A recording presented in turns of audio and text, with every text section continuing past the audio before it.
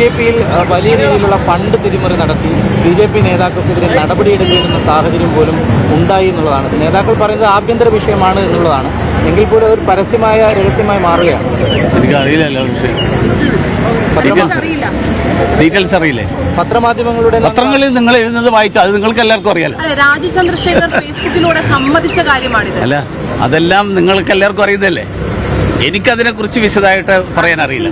തന്നെ സമ്മതിച്ച കാര്യമാണ്. അല്ല, അതെന്നെയാണ് പറഞ്ഞത്. സംഭവിച്ച കാര്യം പിന്നെ എന്നോട് ചോദിക്കണം.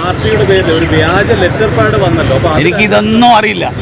ഇതൊക്കെ നിങ്ങളെല്ലാവരും മാധ്യമങ്ങളിൽ കൊടുത്തിട്ടുള്ളത് ഞാൻ വായിച്ചിട്ടുണ്ട്. ഇതിൽ സത്യം ഏതാ കള്ളം ഏതാ ഒന്നും എനിക്കറിയില്ല.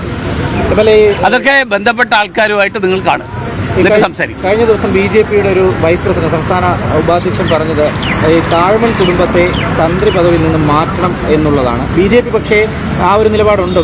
ഞാൻ കണ്ടിട്ടില്ല അദ്ദേഹം എഴുതിയത് എന്താണ്, ഞാൻ നോക്കിയിട്ട് പറയാം. അല്ല, കണ്ഠർ രാജീവരെ നിലവിൽ പ്രതിയാണല്ലോ, അപ്പം ഇനി സ്വാഭാവികമായി അദ്ദേഹമാണ് തന്ത്രി. അത് പാർട്ടി ചർച്ച ചെയ്തിട്ട് പറയുമല്ലോ. BJP അങ്ങനെ നിലപാടുണ്ടോ? അല്ല, അത് ഞാൻ നോക്കിയിട്ട് പറയാം. ഞാനത് എഴുതിയത് കാണണ്ടേ, ഇത് കണ്ടിട്ടില്ല. ഈ പാർട്ടി നേതൃത്വം നടത്തിയ ഈ അന്വേഷണത്തിൽ 12ഓളം കോടി രൂപ ഞാൻ അറിയില്ല എന്ന് പറഞ്ഞു കഴിഞ്ഞാൽ പിന്നെ അറിയാത്ത കാര്യം വീണ്ടും ചോദിച്ചിട്ട് കാര്യമില്ല. പാർട്ടി നടത്തിയ അന്വേഷണം താങ്കൾക്ക് അറിയാതെ പോകുമോ? ഞാൻ സർവ്വവിജ്ഞാന കോശമൊന്നുമല്ലല്ലോ. ശരി, അല്ല, നിങ്ങളേതായാലും വന്ന സ്ഥിതിയിൽ എനിക്കങ്ങോട്ടൊരു ചോദിക്കാനുണ്ട്. നിങ്ങളെല്ലാവരും വളരെ ഗൗരവമായിട്ട് കാണുന്ന ഒരു വിഷയം ഈ പറഞ്ഞതൊക്കെയാണ്.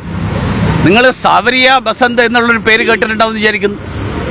ഉസ്ബെക്കിസ്ഥാനിൽ ഒരു പെൺകുട്ടി അവിടെ തലക്കടിച്ച് കൊലപ്പെടുത്തപ്പെട്ടു. അതിനെക്കുറിച്ച് നിങ്ങൾക്ക് ആർക്കും ചോദിക്കാനില്ല. അന്വേഷണം പ്രഖ്യാപിച്ചിട്ടുണ്ട് നിലവിൽ. എന്തന്വേഷണം? ക്രൈംബ്രാഞ്ച് അന്വേഷണം. ക്രൈംബ്രാഞ്ച് എവിടെയാ അന്വേഷിക്കുക? അല്ല, അതൊന്നും പറഞ്ഞ അല്ല, നിങ്ങൾ ഉത്തരം പറയുന്ന ആളായതുകൊണ്ട്, ഞാൻ ചോദിച്ച ചോദ്യത്തിന് ഉത്തരം പറയുന്ന ആളായതുകൊണ്ട് ഇതിന് ഉത്തരം ഉണ്ടാവുമല്ലോ. ക്രൈംബ്രാഞ്ച് എവിടെയാ അന്വേഷിക്കുക? സർക്കാർ അന്വേഷണം പ്രഖ്യാപിച്ചു. അങ്ങനെ പറയും. ക്രൈംബ്രാഞ്ചാണോ ഉസ്ബെക്കിസ്ഥാനിൽ അന്വേഷിക്കാൻ പോകുന്നത്? ക്രൈംബ്രാഞ്ച് അതിനെ അവിടെ മതപരിവർത്തന ശ്രമം നടന്നു. ഇതിനെ അപലപിക്കാൻ എന്താ കേരളത്തിന്റെ മുഖ്യമന്ത്രി തയ്യാറാവാത്തത്? എന്താ ആഭ്യന്തരമന്ത്രി മിണ്ടാത്തത് അക്കാര്യത്തിൽ? അപ്പൊ ഇത്തരത്തിലുള്ള ധാരാളം വിഷയങ്ങൾ നാട്ടിൽ നടക്കുന്നുണ്ട്. ശരി,